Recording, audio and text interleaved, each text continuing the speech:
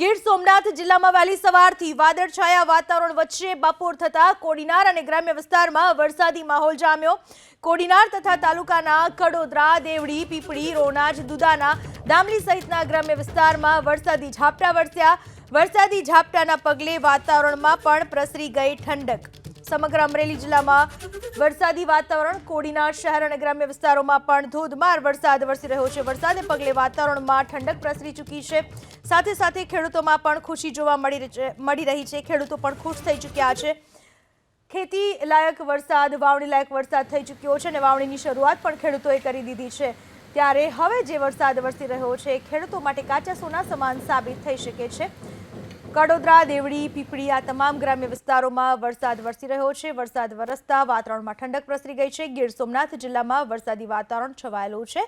વહેલી સવારથી વાદળછાયા વાતાવરણની વચ્ચે વરસાદ વરસી રહ્યો છે। વાતાવરણમાં ઠંડક પ્રસરી ચૂકી છે। લોકોને હવે બફારામાંથી સંપૂર્ણપણે રાહત મળી ચૂકી છે।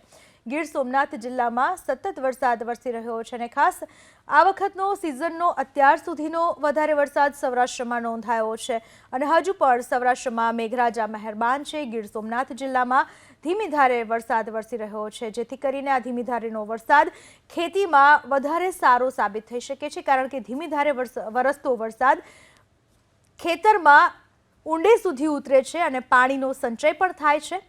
રોનાજ, દુદાના, દામલી આ તમામ જિલ્લાઓમાં વરસાદી માહોલ છવાયેલો છે।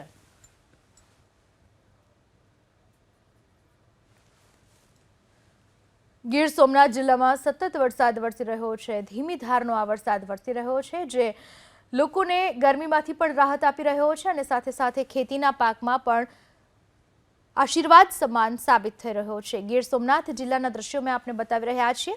ગીર સોમનાથ જિલ્લામાં સાર્વત્રિક વરસાદ જોવા મળી રહ્યો છે।